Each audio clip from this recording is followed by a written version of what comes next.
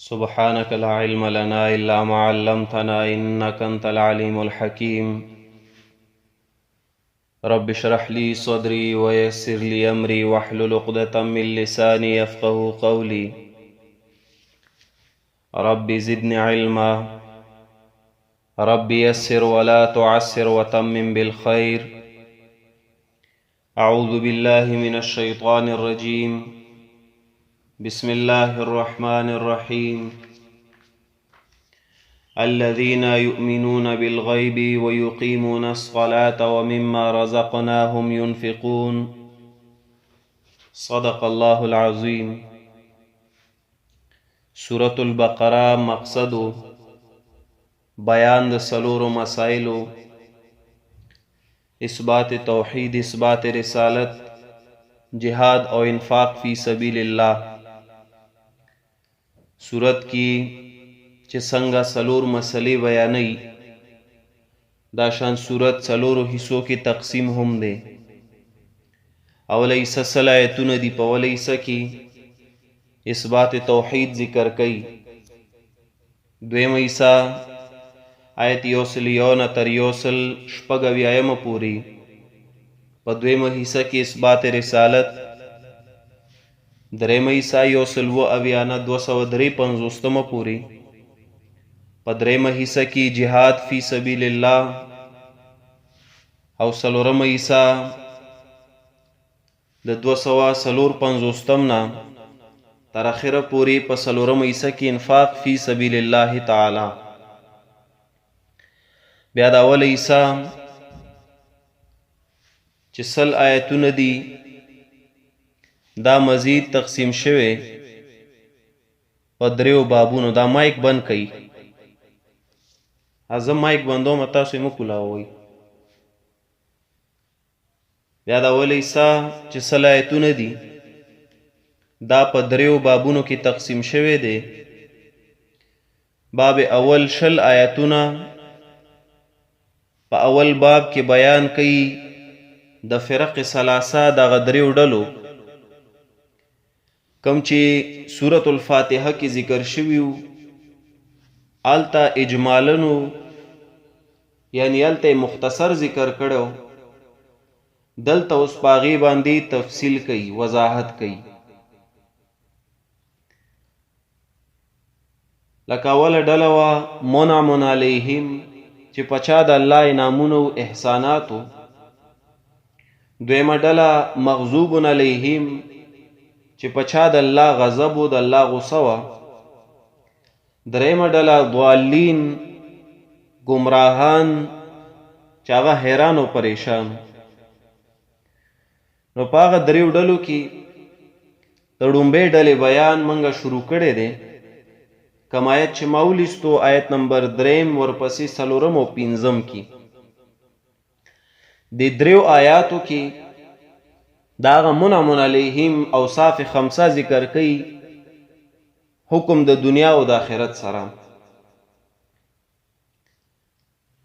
تیر سبق کې منګه د هغه منعم علی یا د متقینو اول صفت شروع کړی دی چې هغه یؤمنون بالغیب. نو یؤمنون پدې کې منګه د ایمان لغوي اصطلاحي معنی او پدې کې د ایمان په تعریف کې اختلاف د علماو هغه منګه ذکر کړو. مسله پاتې وه په بالغیب، چې غیب نه مراد څه شی دی. دا خو مونږه مانو که چې متقیان پرهیزګاران الذین هغه کسان دي یؤمنون چې دوی به تصدیق کوي بالغیب په پټو باندې. نو اوس تصدیق په پټو نه مراد څه شی دی، په دې باندې زمونږ بیان دی. بالغیب به مونږه اول لغوي معنی کوو، بیا به مونږه د دې اصطلاحي معنی کوو، تعریف به کوو. بیا به د هغې نه بعد دا ذکر کوو چې دلته د غیب نه مراد څه شی دی. په لغت کې لفظ غیب معنی د پټ لفظ غیب معنی څه ده؟ پټ.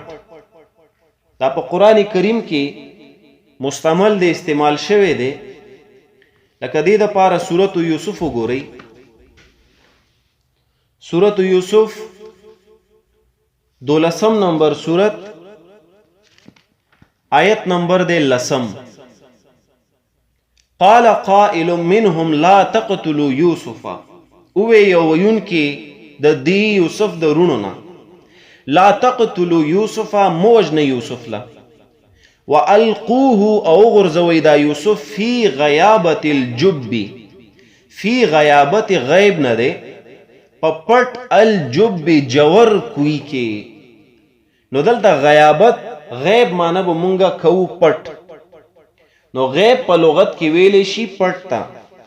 نو دی وجه دلته مونږه مانو که یؤمنون بالغیب، تصدیق به کوي په پټو باندې. اوس پټ څه شی دی؟ نو د دې اصطلاحي تعریف وګورئ. دې دپاره کتاب د المفردات د امام راغب اصفهانی رحمت الله علیه، فاتحه کې ما ځای په ځای د هغې ذکر تاسو ته کړی دی. المفردات د امام راغب اصفهانی د قرآن لغات هغه ډېر ښکلې معنی کړي. هغه د غیب تعریف کوي ډېر آسان او ډېر ښکلی. وی غیب معنی څه ده؟ تعریف څه دی؟ هغه وی ما هغه اشیا غابه چې هغه پټ وي، عن الحواسی، د حواسو نه. هغه 15 حواس چې مونږ ذکر کوو، 5 senses چې مونږ ورته وایو. نو تعریف څنګه کوي؟ ما غابه عن الحواس. غیب هر هغه شي ته وایي چې سوي غابه پټ وي عن الحواسی، د حواس 5 نه، د 5 senses نه. لکه هغه 15 حواس څه دي زمونږه چې مونږ په یو څیز معلومو د دنیا. سکل مونږ په ژبې سره یو څیز وسکو نو وایو دا تریخ دی او که دا خوږ دی. یا مونږ په پوزې باندې بوی کو نو مونږ ته بوی راشي بد دی او که ښه دی. یا مونږ په غوږونو باندې واورو، یا مونږ په سترګو ګورو، یا مونږ په لاسونو باندې هغه مسکو. نو دا 15 حواس دي چې په دې سره مونږ یو شیز محسوس کو. نو دا خو غیب نشو. خو چې د دې حواسو نه یو څیز سو بالاترو بهرو، نو هغې ته څه ویلی شي؟ ته غیب وایي. نو دا د غیب تعریف شو. ما غابه عن الحواس، هر هغه شیز چې هغه د حواسو نه سوي پټ وي، هغې ته غیب ویلی شي. اوس دلته چې مونږ وایو یؤمنون بالغیب، متقیان پرهیزګاران هغه کسان دي چې تصدیق به کوي بالغیب، په پټو باندې. نو د پټ نه مراد اوس دلته څه شی دی؟ زه ټیک ده مونږ خو د غیب معنی وپېژن، د تعریف مونږ ته معلوم شو، خو هغه کم اشیا دي چې هغه د حواس 5 نه هغه هټ کر دي، اخوا دي. نو په دې ځای کې تفسیر کبیر د امام رازی رحمه الله بهترین تفسیر دی، ښکلی تفسیر لیکلی ډیر، د قرآن کریم حق ادا کړی دی. یقینا په تفسیر کبیر کې امام رازی رحمت الله علیه هغه وایي چې مغیبات 2 قسمه دي، یعنی غیب 2 قسمه دی. غیب څو قسمه؟ 2 قسمه. قسم اول هغه وایي هغه مغیبات چې نس پی وجود لري. یو قسم د غیب هغه مغیبات، هغه پټ اشیا چې نس پی وجود لري، یعنی پاغي باندې حکم موجود وي د قرآن او د حدیث. لکه مثلا جنت، جهنم، ملائکی، دارنګ انبیاء، دا تمام اشیاء، آسمانونه. نو پدی باندې نصوص القرآن شتا، د قرآن حکمونه شتا، خدا بیا هم سدی پټ دی. نو دا یو قسم شو. هغه مغیبات چې په هغې باندې نس وجود لري، دا یو قسم شو. جنت، جهنم، ملائکه، انبیاء وغیرہ تمام اشیاء. دویم قسم د غیب هغه ذکر کوي هغه مغیبات یا هغه غیب اشیا چې نس په وجود نه لري، په هغې باندې نس نه وي، حکم نه وي، لکه تمام د مستقبل امور زمونږ روزمره ژوند سره متعلق تمام امور چې څوره دي په دې خو نصوص نشته که نه د قرآن او د حدیث، چې اوس سبا به زه فلانکي ځي ته ځم او زه به هلته روټۍ خورم او روټۍ کې به څه وي، په هغې کې به ما ته غوښه میلاویږي، یا یو ځي ته ځم هلته به واده وي، په واده کې به زه ملګرو سره کینم او هغې سره به دوره وخت تېرو. اوس دا د مستقبل د حالاتو دا هم غیب دی، خو په دې نصوص د قرآن او حدیث خو نشته. نو دا دویم قسم شو د غیب، هغه مغیبات چې نس په وجود نه لري، لکه تمام د مستقبل امور کارونه چې زمونږ روزمره ژوند سره متعلق وي. نو دا دو قسمونه مغیبات شو، دو قسمه غیب شو. امام رازی رحمت الله علیه هغه وایي چې اوس دلته د غیب نه مراد هغه قسم اول غیب دی. قسم اول مغیبات هغه مغیبات هغه پټ اشیا چې په هغې باندې نصوص القرآن والحدیث وجود لري، نو دلته بالغیب کې اشاره هماغه اشیاو ته شو. نو معنا به څنګه وي؟ الذین یؤمنون بالغیب، پرهیزګاران هغه کسان دي چې تصدیق به کوي بالغیب په پټو باندې. سمانه الله ورته د جنت ذکر کړی قرآن کې، نصوص پشتا خو پټ دی، جهنم ذکر شتا خو پټ دی، دی بس کی تصدیق بکی چې او بالکل زما رب ویلی دی قرآن کې، زما پیغمبر ویلی دی حدیثو کې، او زما پی ایمان دی، زی تصدیق کوم شتا، دی تسوی ایمان بالغیب. امید دی چې پوه شوي وي. الذین یؤمنون بالغیب، پرهیزګاران هغه کسان دي چې ایمان بروړي بالغیب په پټو باندې، پټ څه پټ اشیا، جنت جهنم وغیرہ. دویمه معنی دلته شیخ القرآن علیه الغفران کوي، بهترینه معنی کوي، هغه وایي دلته به غیب صفت د الله شي. غیب بس شي صفت د الله. نو پرهیزګارانو صفت به سوي د متقیانو، متقیان به څوک وي؟ الذین هغه کسان یؤمنون چې ایمان به راوړي بالغیب په څه باندې؟ بالغیب په دې چې غیب صفت د الله دی. دا معنی د شیخ القرآن رحمه الله چې د مؤمنانو دا صفت دی چې دی به ایمان په دې راوړي، تصدیق به د دې کوي چې غیب خاصه د الله، دا صفت د الله دی. نو ثابته څه شوه چې عالم الغیب یعنی علم الغیب دا د الله خاصه ده، دا د بل چا دپاره ته نشي منسوبولی، کاغه پیغمبر وي، کاغه ولی وي، کاغه ملایکه وي، کاغه جن وي، کاغه هر څه وي. علم الغیب صفت دا ته ما سوا د الله نه بل چاته نشي منسوبولی، او چې بل چاته د منسوب که چې پیغمبر یا ولی یا جن وغیرہ عالم الغیب دی، نو تا شرک کو. نو حاصل مونږ سره سره وته یؤمنون بالغیب، دا اوس اول صفت شه د چا؟ د پرهیزګارانو، چې د دوی ایمان به پس وي په دې غیب باندې چې په هغې سره الله توحید ثابتوي، یا په دې چې دا غیب د الله صفت دی. نو ګوره ثابته څه شوه؟ ثابته دا شوه په دې صفت سره چې د پرهیزګارانو اول صفت، اول خوبي به څه وي؟ چې د هغې به ایمان صحیح وي، یعنی عقیده وی درست وي. نو دا اول صفت متعلق د څه سره شو؟ د عقیدې سره، د ایمان سره. نو ایمان به د دې څه وي؟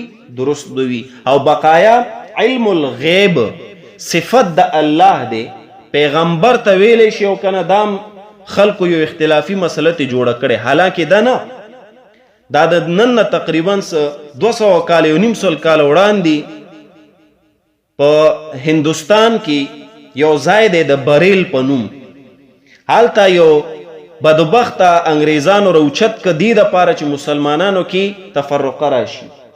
د هغه نوم احمد رضا خان بریلوي، دا غزي سره تعلق دی وجه ورته بریلوي وي، دا غزي نوم بریلو. نو پاغه بدبخته سړی باندې اول ځل په تاریخ کې تاسو لیدی شي دعوی پاغه باندې وکړه چې ووایه چې رسول الله صلی الله علیه وسلم عالم الغیب دی، ای د الله خاصه ورله ورکولو. چې په مسلمانانو کې فرقواریت پیدا شي.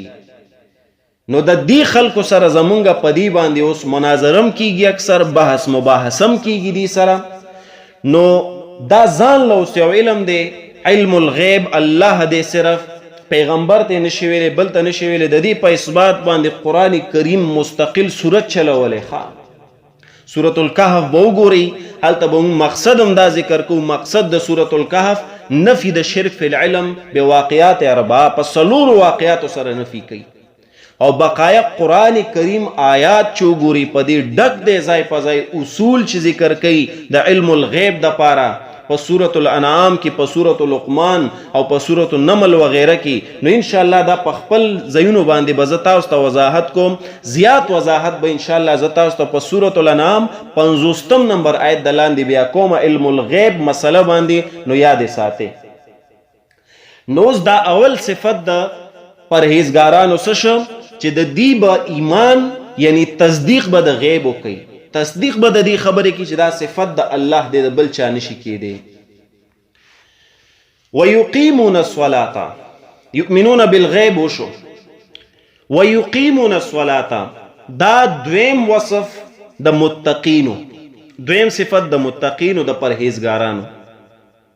ويقيمون الصلاة اوس دا دویم صفت د څه شي دی؟ ګوره اول صفت د ایمان سره متعلق، دویم صفت دا د عبادت بدنی سره تعلق لري. نو ګوره سوره ښکلی انداز کې قرآن درته په اول کې اوصاف المؤمنین ذکر که چې د متقیانو اول وصف بدای چې ایمان به درست، عقیده به صحیح وي. دویم وصف، دویم صفت به سوي یقیمون الصلاة، دی به عبادات بدنی هم کوي، منځ هم کوي، نور عبادات به هم کوي. نو اوس چې ته عقیده دې درسته شوه، اوس ته عبادات بدنی کوه که نه، نو انشاءالله دا به تعالی ډیره فایده درکوي. او بیا مخې ته ومما رزقناهم ينفقون، دې کې عبادات مالی ته اشاره شوه چې څوره عبادات دی هغه هم کوه، هغه به هم فایده درکوي. د دې مثال داسې دی، د عقیدې مثال د 1 دی، او د اعمالو مثال د یقیمون الصلاة او ينفقون د دې مثال د 0 واخلي. چې اوس تا عقیده درسته 1 وي نو هغې سره 0 لګوه، نو چې 0 ولګې 10 شي، چې بل 0 ولګې 100 شي. خو چې یؤمنون بالغیب نوي او ته یقیمون الصلاة او ينفقون کې 0 لګوه، تعالی فایده درکوي نه درکوي. نو دی وجې اوس دویم صفت څه شی راوړي؟ یقیمون الصلاة، چې ته اوس عبادت بدنی کو دا به تعالی فایده درکوي. نو دا اوس دویم صفت شه د متقیانو چې دی به عبادت بدنی هم الله لکوي، او خاص کوي منځ، ځکه منځ یو مکمل عبادت دی په هر نگاه سره. دی وجې الصلاة ذکر کو، خو مراد ګوره تمام عبادات بدنی دي. دلته د یقیمون الصلاة په دې معنی باندې لږ بحث کوو. عام مولیان معنی کوي ویقیمون الصلاة، او قائمی به یعنی ودری به منځ، دا وایي د متقیانو دویم صفت شه. قائمی به ودری به منځ. په دې ځای کې یو خبره ذهن ته مې راله، تاسو سره شیر کومه، ضروري خبره ده د نن زمانې سره. زما یو ملګری دی په دې ایډورډز کالج کې، هلته بایو لیکچر یې ورکوي. نو هغه راته وایي زه ناستم په سټاف روم کې، وایي یو مفتي و، نو کراچۍ ته رنګ کو، ځکه مطالعه قرآن په سکولونو او کالجونو کې لازم شوی دی. تعلیم القرآن ورته وي که مطالعه قرآن ورته وي.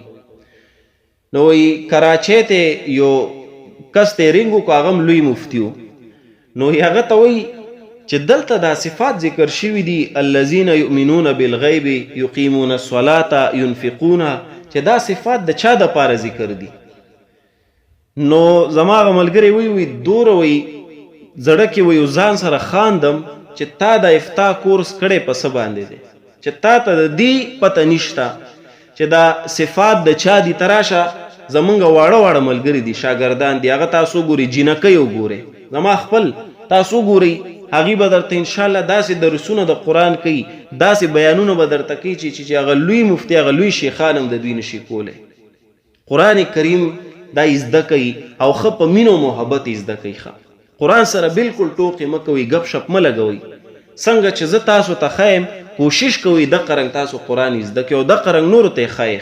قرآن سره بالکل غپ ملګوي شره قرآن زر زر ختمو قرآن لږ سپیډ کوي قرآن د سپیډ شی نه دی قرآن سره مینا کوي قرآن ډیر په احتیاط وای او ډیر په مزه وای تا په صد اسرائیل ولاړ دی چې شاب روح درنه قبضه کوم زره ختم قرآن کریم خپ مزه وای ويقيمون الصلاة معنی کوي عام مليان او قائمی به منځ او درې به منځ په دې خو اعتراض راځي اول اعتراض بس تاسو په ذهنونو کې وي چې قیام یعنی ودرول خو د یو مجسم چیز کیږي چې یو چیز جسم وي نو داغه د پاره قیام ته ویل شي چې وی دروا صلات دا خداسي یو غیر مجسم چیز دی د دې خو څه وجود نشته د منځ نو دا به څنګه ودرې دلته د اعتراض واردېږي په دې معنی باندې د دې اصل معنی څه ده کدا اعتراض په تاسو سوکو کی جواب به تاسو څه کوئ اول به ورته وایي چې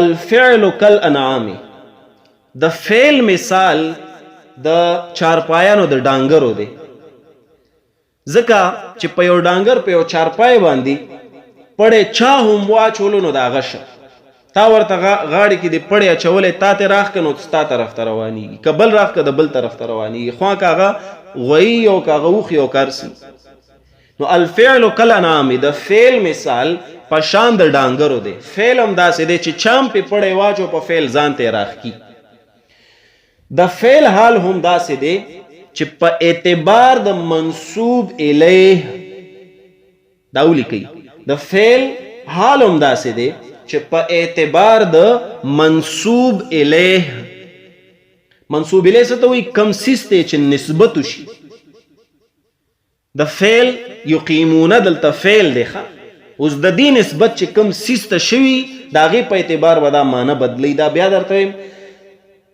د فعل حال هم داسې دی چې په اعتبار د منسوب الیه یعنی کم څیز ته چې نسبت شوي معنی بدلی لہذا دلته به د یقیمون الصلاة د یقیمون فعل صلات ته شوی دلته به معنی بدلیږي ان شاء الله وګورئ یقیمون دا در اصل د قیام نه دی قیام قامه او دا یو فعل دی ودرېدل څه شی دی فعل دی خو دلته دا فعل منصوب شوی دی صلات ته یعنی نسبت صلات سره مون سره قائم شوی دی بیا درته یقیمون د قیام نه دی او دا فعل دی منصوب شوی دی الصلات ته منصوب شوی دی الصلات ته نو دی وجه چې صلات اوس یو غیر مجسم شی دی جسم د صلات نشته دلته به د دې معنی بدلیږي بیا اورئ یقیمون فعل دی د قیام نه دی دا فعل دلته منصوب شوی دی صلات ته صلات یو غیر مجسم شی دی دی وجه دلته به د یقیمون فعل معنی څه کیږي بدلیږي مثال په دې واورئ لکه عرب اکثر وایي قام السوق قام السوق اوس کته دلته معنی کې بازار ادرید نو بازار څنګه ودرېږي معنی دلته څه کوي عرب بازار ګرم شه چې بازار کله ګرم شي هغې دپاره هغې لفظ استعمالي قام السوق بازار ګرم شه دلته دا معنی به نه کې چې بازار ودرېدو ځکه دلته هم فعل یعنی قاما دا په اعتبار د منصوب الیه السوق معنی بدلی اے بازار ګرم شه نو دا د دې دپاره سو یو مثالو چې فعل نسبت کله منصوب الیه ته وشي نو په اعتبار دغه منصوب الیه معنی به څه کوي بدلی اوس دې ځای کې یو قاعده تاسو ته ذکر کوم د دې قامه نسبت د صلات دپاره شوی دې ځای کې دا قاعده یاد ساتئ قامه نسبت چې کله مجسم شی ته وشي معنی به بیا قیام ادرول وي دا یو خبره د قامه یا د قیام نسبت چې کله یو مجسم شیز ته وشي معنی به څه وي ادرول د قامه یعنی یقیمونه نسبت یو مجسم شیز ته وشو مجسم شیز په طور مثال انسان ته وشو نو ته ویلی شي چې انسان ادروه بالکل نو دا یوه خبره قامه نسبت یا د قیام نسبت چې کله یو مجسم شیز ته وشي معنی به وي ادرول اوس د دې الټ لاړ شي قامه نسبت یا قیام نسبت چې یو غیر مجسم شیز ته وشي معنا به بیا اجرا وي، جاری کول به وي او درول به نه وي. بیا درته وایم د قامه یا د قیامه نسبت چې کله یو غیر مجسم شیز ته وشي معنا به بیا اجرا وي. اجرا حمزه جیم را الف حمزه اجرا معنا جاری کول. لکه دیزی کې اوس من کته شو د یقیمون الصلاة، یقیمون فعل اقامه یا قیام، د دې نسبت صلات ته شوی او صلات یو غیر مجسم سیز دی. دی وجه دلته به مونږه معنی د قامه یا د قیام څه کوو؟ معنی به کوو اجرا، جاری کول. دې دپاره لږ تاسو سورة المائده وګورئ. سورة المائده 5 نمبر سورت، آیت نمبر 66 66 نمبر آیت دی. سورة المائده 66 آیت 66 نمبر آیت. ولو انهم اقاموا التوراة والانجيل وما انزل اليهم من ربهم لاكلوا من فوقهم ومن تحت ارجلهم. د يهود و نصارو په باره کې بیان کوي کچری دی احکامات د انجیل او تورات لاګو کړي وي، الله به په د برخ کتنه خوراک داغي فراوانی د نعمتونو به کړو. لکه نن که په دې ملکونو کې د قرآن کریم او د پیغمبر د حدیثو قانون جاری شي، الله به د برخ کتنه خوراکونو په خلکو باندې فراخه کی. خو څوک کوي؟ نو دلته ولو انهم او کدوی اقاموا التوراة او درولې وي تورات، نو اقام د قیام معنی دلته او درول کول شي. تورات به څنګه ودري؟ انجیل به څنګه ودري؟ نه، اقاموا التوراة یعنی جاری کړي وي احکامات د تورات او انجیل. نو تفسیر دې لپاره بیا یو تفسیر وګورئ.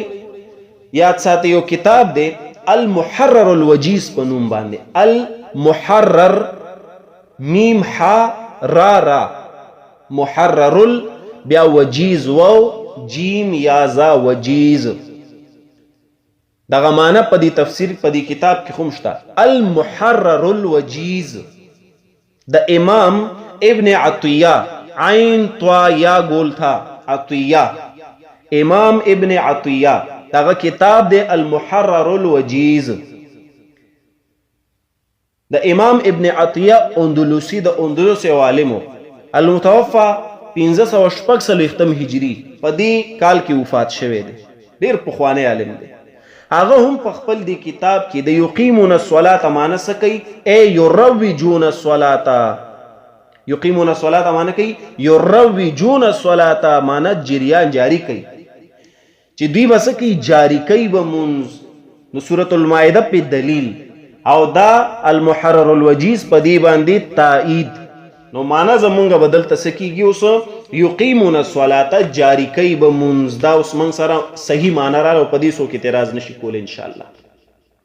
نو دا دویم وصف شو د چا؟ المتوفى یعنی چې وفات شوی وي 1546 هجری کې 546 هجری. نو یقیمون الصلاة دا دویم وصف شو د چا؟ د متقینو چې دی به منز جاری کوي. دلته یو بل معنا هم شته ښکلی معنا، تفسیر سمرقندی د ابو اللیث سمرقندی رحمت الله علیه. تفسیر سمرقندی ابو اللیث ما مخکې تاسو ته فاتحه کې ډیر ذکر کړی دی. هغه هم ښکلی معنا کوي. دلته هغه یقیمون الصلاة معنا کوي یدیمون الصلاة، دال سره ولیکئ دائم. یدیمون الصلاة، یقیمون الصلاة ای یدیمون الصلاة، چې د متقیانو پرهیزګارانو صفت څه شی دی؟ چې دوی به څه کوي؟ یدیمون الصلاة، دوی به همیشګیري کوي په منځ باندې. دا نه چې زړه یې وغواړي نو وکا او چې زړه نه غواړي نو مکو. دی به همیشګیري کوي د دائم نشو. یقیمون الصلاة ای یدیمون الصلاة د متقیانو یو صفت دا دی چې دی به همیشګیري کوي په منځونو. او دا قرآن کریم هم درته د دې امر کړی دی. لکه دې دپاره وګورئ سورة طه، سورة طه 20 نمبر سورت، آیت نمبر 132 نمبر آیت د سورة طه. وَأَمُرْ أَهْلَكَ بِالصَّلَاةِ وَاصْطَبِرْ عَلَيْهَا، او امر کو حکم کو اهلک خپل کور والا ته بالصلاة په منځ باندې په کولو د منځ چې منځو کې وایه ورته بار بار وایه، پاسوی چله پاسه منځو کې. واصطبر علیها، او کلک شه په خپلم په دې باندې، خپلم کلک شه او کور والو تم امر کوه. نو منځ کې څه شی اختیار کوي؟ همیشګیري. منځ څه کوي؟ جاری کوي. دا هر وخت کوي. نو حاصل من سره د یقیمون معنا یروجون یا بلا یدیمون، دا دو معنی شوي دلته د آیات ساتي. یقیمون الصلاة و یقیمون الصلاة د پرهیزګارانو دویم صفت، او جاری کوي به دوی الصلاة منځ، یا همیشګیري به کوي الصلاة په منځ. اوس الصلاة باندې لږ بیان کو. الصلاة لفظ صلات دا مشتق دی، یعنی اغسطه شوی دی د صلیت العود نه. صلیت العود، صاد لام یا تا او عود لیکل شي عین و دال. صلیت العود لفظ صلات مشتق دی د صلیت العود. نو علما نور معنی پکړي، خدا خپل معنی د ذکر درته کوم. لفظ صلات مشتق دی د صلیت العود نه. چې کله یو ترکان لرګې رنده کی، رنده پیژنې، ای سره یو اوزار وي، ناغه اوزار چې پاغه لرګي باندې راخ کی، نو هغې نه دا پاڼې دا شانتي اوباسي پاڼو په شکل کې، هغه لرګې درته سي کې بالکل نری کی، نازکي کی، اخره کې نرم شي. نو عرب وی اذا لګنته، کله چې خرند کی یو لرګي لره ترکان، نو بیا سوی هغه وی چې کله لرګي خرند کی نو بیا ترکان وی صلیت العودا، وی ما لرګي خنره یعنی خنرم کو. کله چې ترکان لرګي رند کی نو اخره کې بیا وی صلیت العودا، ما لرګي خنرم کو. نو صلات هم مشتق شو د صلیت العود نه. د دې حاصله معنی څه ده؟ نرمول. صلات ته صلات زکوي، منځ ته منځ زکوي چې دې سره انسان ډیر نرم شي، عاجز شي. چې کله ته ودرېږي سیده او الله اکبر سره ښکته کېږي، رکوع ته ځي، الله اکبر سره ودرېږي، بیا الله اکبر سره ځي سجدې ته، قیمتي تندې اندامونه دې په ځمکه لګې، دې سره انسان څه کېږي؟ نرمېږي، عاجزېږي. خو اوس مونږ کې اجازه ځکه نه راځي چې زمونږ منځونه صحیح نه دي. نو زمونږ منځونه خو ټونګې وخل دي، پوهېږو پې نه، ټونګې وخه او بس صرف څه شی پوره کړه چې ما 15 وخته مونځ وکړو. مونځ ګزاران څه وایي چې یاره تاسو څه کوئ؟ تاسو تکبیر اولا سره مونځ کوئ. او تکبیر اولا والو نه پوښتنه وکړه چې دا تکبیر اولا وایي څه ته، دا صلات وایي څه ته. نو غریب عاجز فقیر به درته د هغې بیان هم ونه کړي، او بس تکبیر اولا نوم یې اورېدلی دی. نو تکبیر اولا والا چې وګورې بیا د دنیا غټ فراډي غټ بېایمانه دغه تکبیر اولا والا به تا ته ښکاري په کاروبار کې، په پیسو کې. منځونه د خلکو صحیح ځکه نه دي، قرآن نه دي خبر، منځ باندې به هغې څه پوهېږي. نو دا خو موږ سره ماده اشتقاق د صلات شو چې د څه نه مشتق دی دا صلات. اوس د صلات اصطلاحي تعریف یاد ساتئ. صلات عبارت دی د ارکان مخصوصه نه. صلات عبارت دی د څه شي نه؟ ارکان مخصوصه، یعنی په منځ کې مخصوص ارکان وي، او تاسو هغه ارکان پیژنئ، څه وي؟ قیام وي، رکوع وي، سجده وغیره وغیره. صلات عبارت دی د ارکان مخصوصه نه په افعال مخصوصه سره. په دې کې مختلف افعال موږ خاص افعال هم کوو، په اوقات مخصوصه کې او خاص اوقات وي د هغې دپاره، لکه 15 وخت الله موږ له مقرر کړی. صلات عبارت دی د ارکان مخصوصه نه په افعال مخصوصه سره په اوقات مخصوصه کې. ای ارکان خاص دی هغه کوو، افعال دی په دې کې خاص هغه کوو، اوقات خاص کې کوو. دا څه شی شو؟ دا تعریف شو، اصطلاحي معنی شو د منځ. دلته الصلات نه مراد هم دقه شیز مراد دی چې ارکان مخصوصه، افعال مخصوصه په اوقات مخصوصه کې وشي، دغه ځای کې دا صلات ورته اشاره کوي.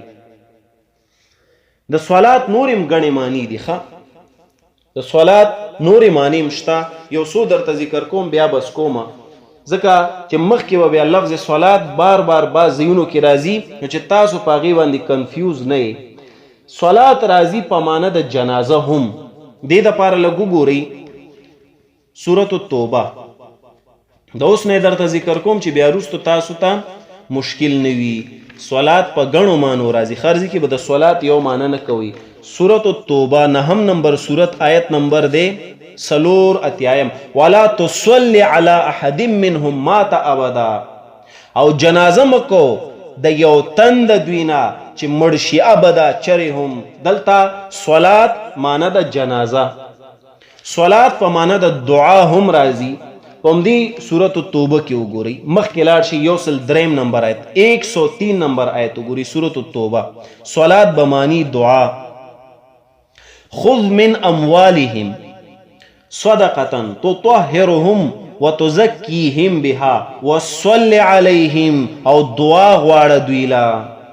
ان صلاتک یقینا دعا غختلستا سکن لهم اطمینان دی دوی د پاره. پیغمبر علیه السلام دعا یا داغه د جانشین وارث دعا غملګرو د پاره سکون دی، اطمینان دی. نو دلته صلات بمانی دعا، صلات بمانی دین هم راځي. دی د پاره سورۃ هود وګورئ. دی پس یو سورت پریک دی 19 سورت سورۃ هود آیت نمبر دی 87 نمبر آیت 87 نمبر آیت. صلات بمانی دین. قالوا یا شعیب الصلاة تأمرک ان نترک ما یعبد آباؤنا.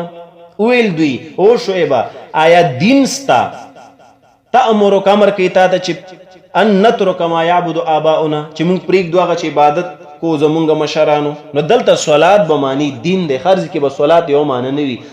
دارنګ صلات راځي په معنی د قراءت القرآن، قراءت القرآن. دې دپاره سورة الاسراء وګورئ، بني اسرائیل 19 نمبر سورت سورة بني اسرائیل آیت نمبر دی 110 ولا تجهر بصلاتك ولا تخافت بها. او تیزواله مکو بصلاتک اے بقراتک په قرات ستا. دلته صلات بمانی قرات دی. ان شاء الله په خپل ځای به تشریح کوو. دارن بل معنا د صلات، صلات بمانی تسبیح هم راځي. تسبیح دی د پاره وګورئ سورۃ النور دا 15 معنا شوخه. صلات بمانی تسبیح دی د پاره سورۃ النور وګورئ 30 نمبر سورت 24 نمبر سورت آیت نمبر دے 141. الم تر ان اللہ یسبح له من فی السماوات والارض والطیر الصافات کل قد علم صلاته وتسبیحه. کل طول مارغان په تحقیق سره پوهیږي صلاته په تسبیح د الله. انشاءاللہ په خپل ځای وضاحت کوو. شپږم معنا صلات بمانی مواضع الصلات، د صلات د منځونه. دې د پاره لګو ګوري سورۃ الحج. صلات په معنا د منځونو یعنی جمعات ورته عام الفاظو کې وای. سورۃ الحج 22 نمبر سورت 22 نمبر سورت آیت نمبر دے 40.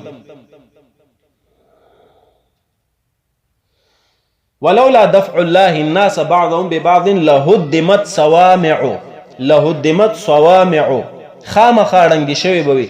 صوامع ګرجې د عیسایانو، وبیع او کلیسې د یهودو، وصلوات او عبادت خانی جماعتونه. صحیح شو؟ نو دلته صلات مواضع صلات مراد شو. شپږ معنی شوي. صلات په معنی د رحمت هم راځي. انشاءالله دیزي کې به بیا تاسو له ډېره فایده درکړي. سورة الاحزاب دی د پاره وګورئ. صلات بمانی رحمت. سورة الاحزاب 3 نمبر سورت 33 نمبر سورت آیت نمبر دے دی 43 نمبر آیت. هو الذی یصلی علیکم وملائکته. دا اللہ غزاد دے یصلی چه رحمتون لیگی علیکم پتاسو.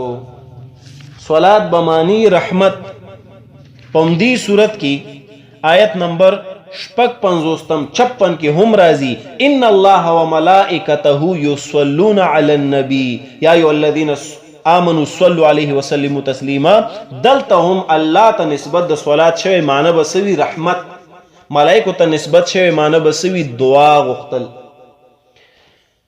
بل معنی وګوري اخیری صلات په معنی د جمعې د منظم راضی.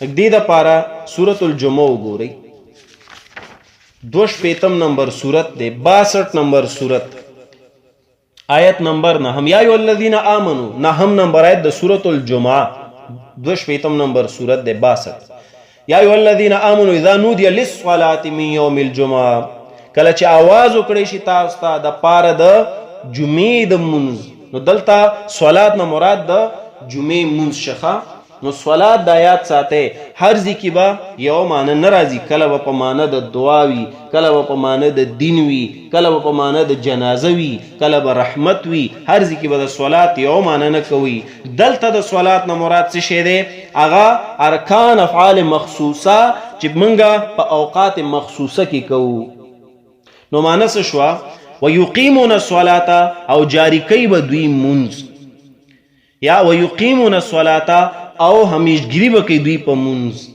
او منځ یاد ساته دا د دین یو ډیر اهم کار دی ډیر اهمیت ورته حاصل دی قرآن او حدیث کې د دې ځای په ځای بیان دی ان شاء الله په خپل ځایونو کې به د دې بیان کو خبره بیا ډیر زیاتیږي نو ان شاء الله چرته د منځ په اهمیت باندې قرآن کریم کې نور مقامات دی په خپل ځای به بیان کو فلحال ويقيمون الصلاه باندې به اکتفا وکړو دا زمونږ دویم صفت شو د پاره د متقینو و مما رزقناهم ينفقون دریم صفت ان شاء الله سبانی سبق کې به ذکر کو ترجمه کوم وکې دي الذين پرهیزګاران هغه کسان دي یؤمنون بالغیب چې تصدیق وکي په پټو ويقيمون الصلاه او جاری کوي به منځ یا همیشګری وکي په منځ وصلى الله تعالی علی خیر خلقه محمد و آله و اصحابه اجمعین برحمتك یا ارحم الراحمین